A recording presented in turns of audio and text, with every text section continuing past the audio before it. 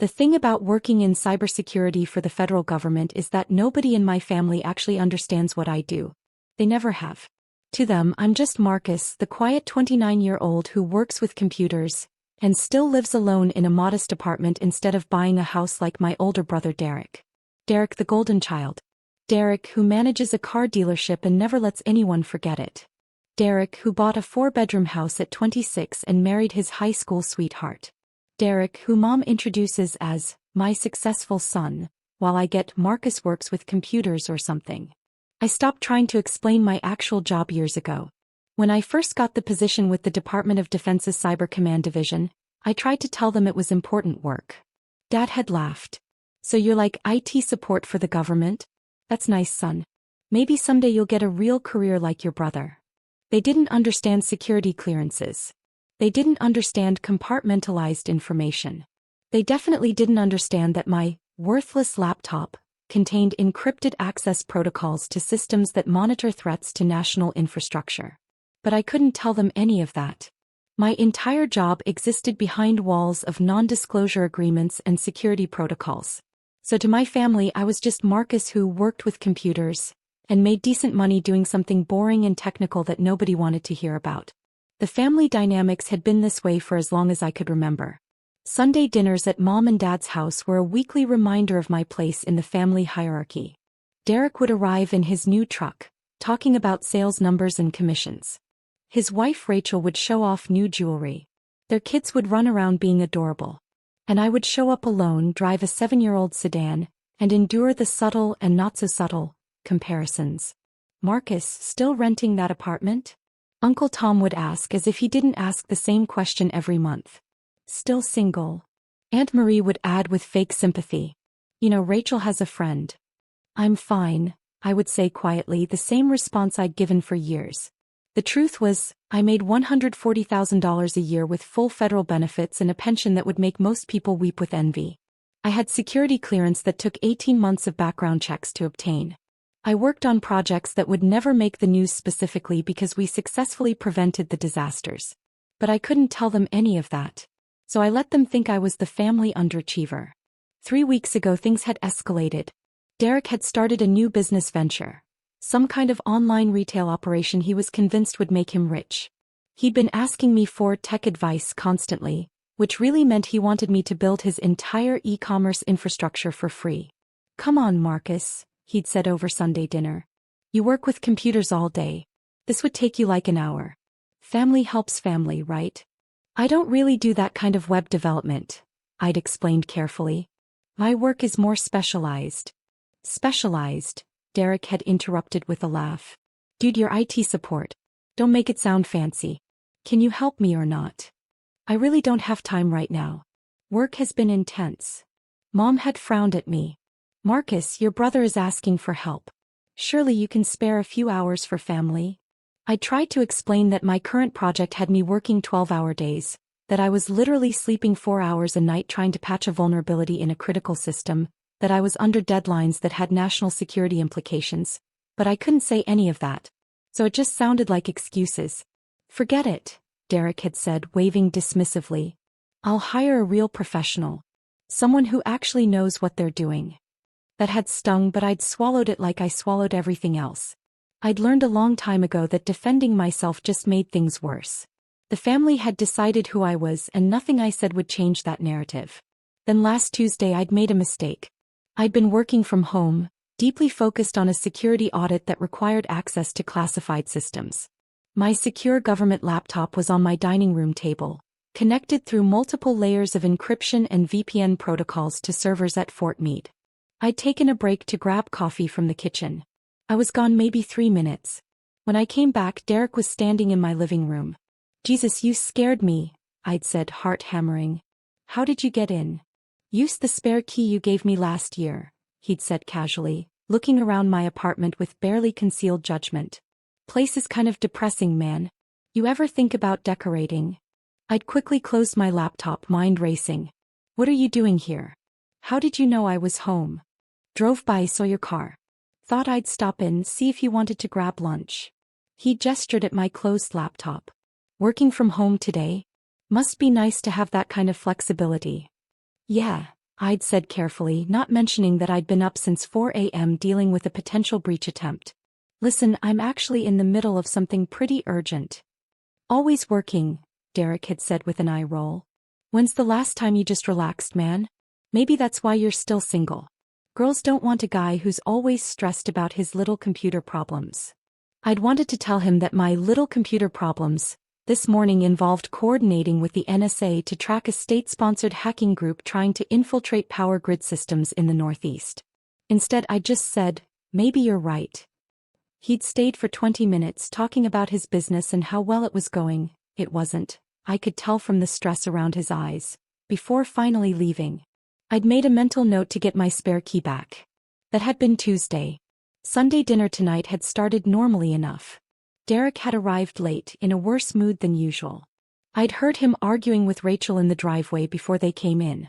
Money problems from the sound of it. Dinner was pot roast. Mom's specialty. We'd all gathered around the table.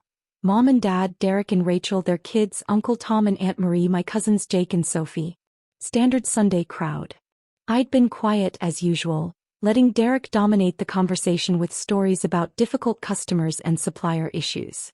He'd seemed agitated, distracted. Rachel looked tense. Then midway through the meal, Derek had suddenly grinned.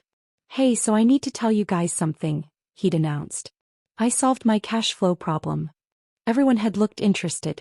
Derek's business struggles weren't exactly a secret, despite his efforts to pretend everything was fine. Yeah. Dad had said. How's that?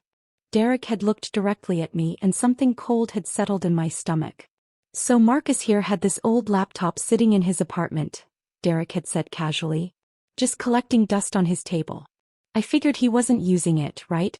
I mean, who needs 2 laptops? My blood had gone cold. Derek. What did you do? Relax, he'd said with a dismissive wave. You've got your work laptop from your job, right? This other one was just sitting there. So I listed it on Facebook Marketplace yesterday. Sold it this morning for $500. Not bad for an old laptop, right?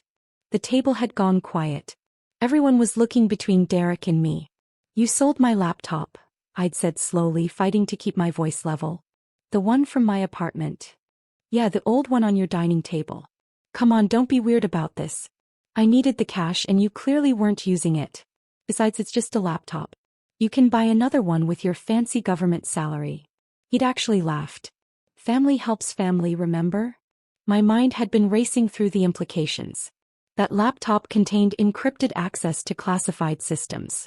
It had biometric security, remote tracking, and enough security protocols that unauthorized access would trigger immediate alerts. But if someone tried to crack it, if they managed to access even basic systems. Derek, I'd said carefully. I need that laptop back. Right now. Too late, he'd said with a shrug. Already gave it to the buyer this afternoon. Guy came and picked it up. Cash deal. Jake had snorted. Dude, Marcus, it's just a laptop. Why are you being so uptight? Yeah, Marcus, Aunt Marie had added. Your brother needed the money. Surely you can understand that. Rachel had looked uncomfortable, but she'd said nothing. The kids were focused on their food. Mom had frowned at me. Marcus, you're making a scene. Derek made a mistake, but it's just a computer. Can't you just let it go? Sold your worthless laptop for $500. Derek had laughed, confidence growing as the family sided with him. Finally got rid of your junk. Jake and Sophie had actually high-fived him across the table. Already gave it to the buyer, Derek had continued. What are you gonna do about it, call the police? He'd looked around the table for validation. My brother, everyone. Can't even handle family borrowing his old junk without making it a federal case. The irony of that phrase would hit him soon enough. I'd stood up calmly, folding my napkin beside my plate. I need to make a phone call. Excuse me. Oh, come on, Derek had called after me.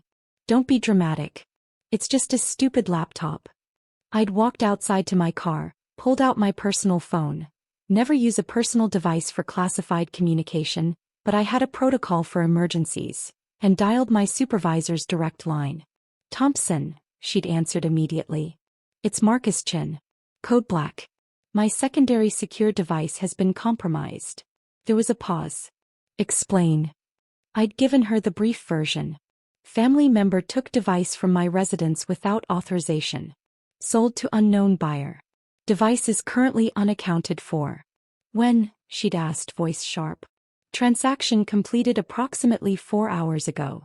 Another pause. Stay where you are. Do not discuss this with anyone. How soon can you get to your brother and get buyer information? I'm at a family dinner with him now. Good. Keep him there. Act normal. I'm escalating this to cybercrimes and activating the device tracker.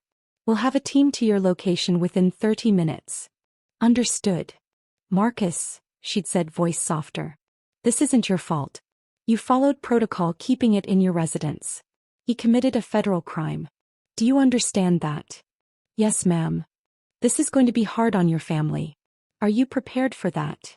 I'd thought about every dismissive comment, every comparison to Derek, every time they'd made me feel small for doing work I couldn't explain.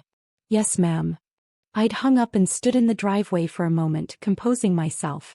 The device had multiple security layers. Remote tracking was standard. The moment someone tried to power it on without my biometric authentication, it would trigger alerts. If they tried to bypass security, it would brick itself and transmit its location. The FBI Cybercrimes Unit was already tracking the device. They'd been notified the second the security protocols were breached. Derek had just sold classified government property to an unknown buyer. That was theft of federal property, unauthorized disclosure of classified materials, and about 6 other felonies I could think of off the top of my head. And he'd done it for $500. I'd walked back inside. The family was still eating, conversation having moved on. Derek was talking about his business plans, seeming to have already forgotten about the laptop. Everything okay? Mom had asked as I sat back down. Fine, I'd said quietly. Just had to check on something for work. On a Sunday? Dad had shaken his head. They work you too hard at that place. I'd picked up my fork and resumed eating, waiting. My phone had buzzed 20 minutes later. A text from a number I didn't recognize. Team is in position. Maintain normal behavior. Suspect should not leave. I'd glanced at Derek, who was showing Uncle Tom something on his phone. Probably his business website. Completely oblivious. 5 minutes later there had been a knock at the front door. Dad had frowned, getting up. Who could that be? He'd opened the door to find 6 FBI agents in tactical gear and windbreakers with FBI Cybercrimes in yellow letters across the back. The lead agent had held up credentials. FBI. We're looking for Derek Chin. The entire dining room had frozen. Derek's face had gone white. What is this? Dad had stammered. Sir, please step aside. Derek Chin, you're under investigation for theft of federal property and unauthorized access to classified government systems. We need you to come with us. Derek had stood up so fast his chair fell backward. What? This is insane. I didn't. You sold a laptop this afternoon, the agent had said. It wasn't a question. That laptop is classified government property containing encrypted access to Department of Defense systems. You stole it from a federal employee and sold it to an unauthorized party. That's a minimum of 3 felonies.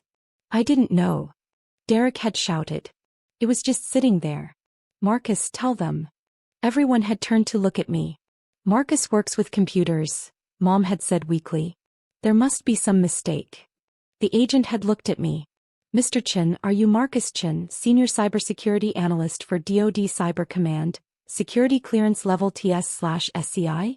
Yes, I'd said quietly. The room had erupted. Senior Analyst? Dad had repeated. What does that mean? It means, the agent had said, that your son has top secret/sensitive compartmented information clearance. The laptop his brother stole contains access protocols to classified national security systems. The device is valued at $85,000 and contains classified materials that cannot be quantified in monetary terms. $85,000?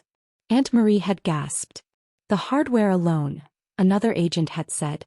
The data is classified.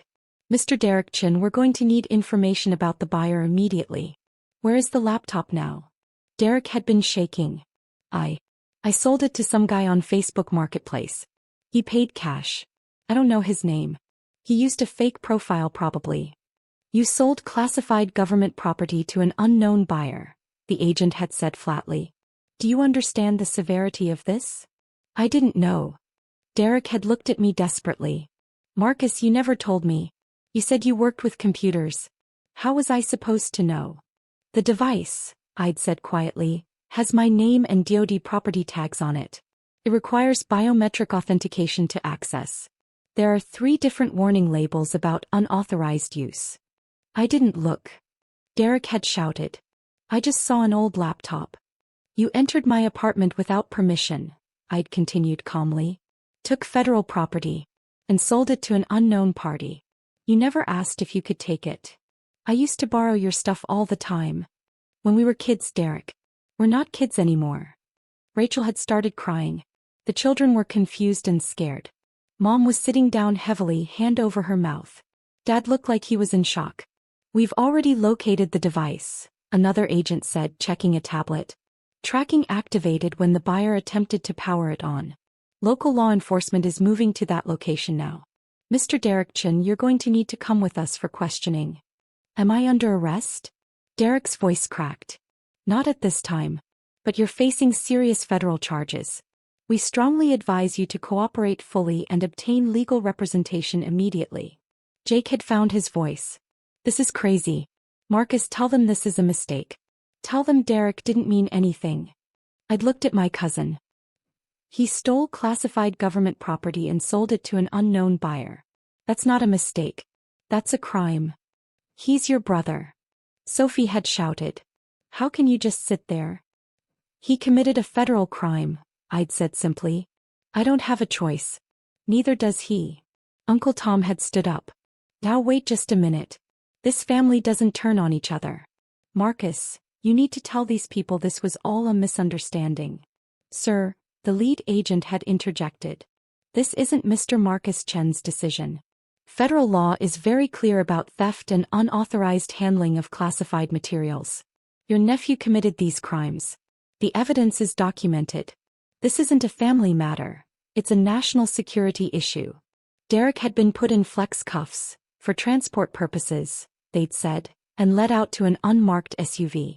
Rachel had followed, crying, trying to understand what was happening. The kids had been confused, scared. The agents had spent the next hour documenting everything. Getting statements, taking photos of Derek's phone and transaction records, explaining the process. Mom had finally looked at me, tears streaming down her face. You let them take your brother. He took classified government property, I'd said quietly. The moment he did that, the outcome was determined. I didn't make this happen. He did. You never told us. Dad had exploded. You let us think you were just some low-level computer guy. You never said you worked on important stuff. I couldn't, I'd said. My work is classified. I'm not allowed to discuss it. That's what security clearance means. So this whole time, Aunt Marie had said slowly, while we've been feeling sorry for you, you've been what? Some kind of spy. I'm a cybersecurity analyst. I protect critical infrastructure systems from hostile attacks. I've never been a spy, and I've never asked anyone to feel sorry for me. The lead agent had finished his documentation and approached me. Mr. Chin, you'll need to come to our office tomorrow for a full debrief. Your supervisor has been notified. You'll likely be placed on administrative leave pending the investigation. Investigation of me? Standard protocol when a secure device is compromised. It's not punitive. You followed proper security procedures. But we need to document everything and ensure no additional breaches occurred. I'd nodded. I understand. For what it's worth, the agent had said quietly so only I could hear, you did everything right. Your brother made his own choices. After they'd left, the family had sat in stunned silence. $85,000, Uncle Tom had finally said. For a laptop. The hardware is specialized, I'd explained. Custom encryption, biometric security, remote tracking and data destruction capabilities. Plus access to systems that monitor power grids, water treatment facilities, transportation networks. Basically the infrastructure that keeps the country running. Jesus Christ, Dad had breathed. You protect all that? I'm part of a team, yes. We monitor for threats, patch vulnerabilities, coordinate responses to attacks. Most of our work prevents things that never make the news because we stop them. Why didn't you ever tell us? Mom had asked, voice breaking. Because I couldn't. And because you never seemed interested. Every time I tried to explain my work, someone would change the subject or make a joke about IT support. Eventually, I stopped trying. Sophie had looked at her phone. Oh my God. Marcus, you're on LinkedIn. Your actual title is Senior Threat Intelligence Analyst, DoD Cyber Command. Why would you let us think you were just nobody? I never said I was nobody. You all decided that. The silence that followed was heavy. Derek is going to prison, Rachel had said, who'd come back inside after seeing her husband driven away. Isn't he? For years. I'd looked at the FBI agent's card he'd given me. Theft of government property, unauthorized disclosure of classified information, potential espionage charges depending on the buyer's intentions. Yes. Probably. Can you stop it? She'd begged. Can you tell them it was a mistake? It wasn't a mistake, Rachel. It was theft. And even if I wanted to, I couldn't. This is federal law. The charges are mandatory once the crime is committed. He's your brother, she'd whispered. He treated me like garbage for years, I'd said quietly. Made me feel worthless. Mocked my job. Stole from me. Sold classified property to an unknown buyer. Which, by the way, could have gotten people killed if that information reached the wrong hands. He didn't care about any of that. He just saw an opportunity to make $500. Mom had been crying. Dad had his head in his hands. The family that had gathered for Sunday dinner was destroyed, scattered. My phone had buzzed. Another text, buyer in custody. Chinese national with suspected intelligence ties. Device recovered intact. Full investigation proceeding. Report 0800 tomorrow. I'd stood up, suddenly exhausted. I need to go. I have to report to Fort Meade in the morning. Marcus, Dad had called as I reached the door. I'm sorry. For all the years we didn't listen. Didn't take you seriously. I'd paused. I appreciate that, Dad. But right now I need to deal with the security breach in the investigation. We can talk later. I'd driven home in silence, mind processing everything. Tomorrow would be a full security review. Every system I'd accessed, every protocol, every potential vulnerability Derek's theft might have created. My clearance would be examined. My judgment questioned. All because my brother thought he could make quick cash. The hardest part was that I'd seen it coming. I'd known Derek was struggling financially. I'd known he was desperate. And I'd still trusted him with a key to my apartment, still let him into my space where classified materials existed.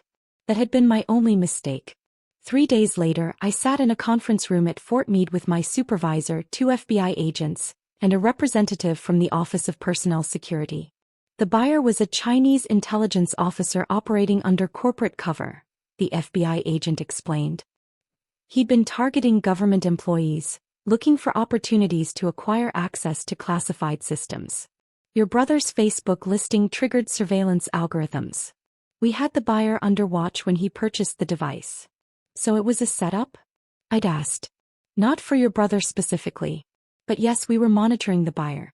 When he purchased a laptop matching the description of secure government hardware, we moved immediately. Your brother committed the crime, but we were watching the buyer commit espionage.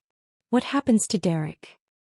He's being charged with theft of government property and unauthorized possession of classified materials.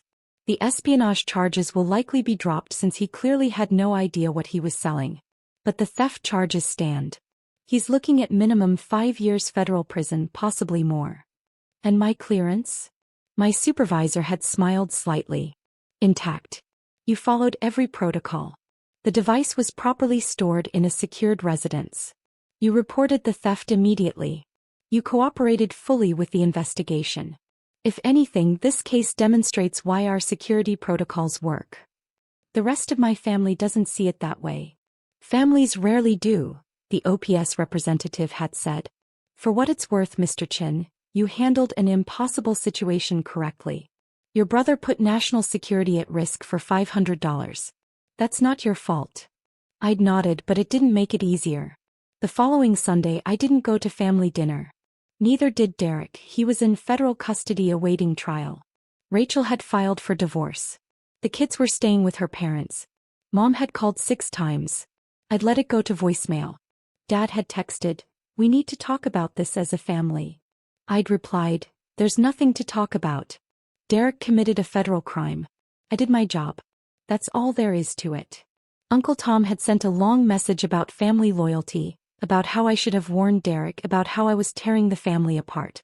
I'd blocked his number.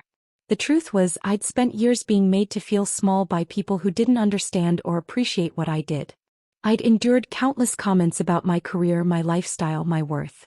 I'd stayed quiet because my work was classified and because defending myself only made things worse. Derek's theft hadn't just been about a laptop. It had been about seeing something of mine and deciding he had more right to it than I did. It had been about years of being dismissed and disrespected, culminating in one final assumption that my things didn't matter, that I didn't matter. But my things did matter. My work mattered. And the laptop he'd sold for beer money contained access to systems that protected millions of people. 3 weeks after Derek's arrest, I sat in court for his initial hearing. Rachel was there with a lawyer.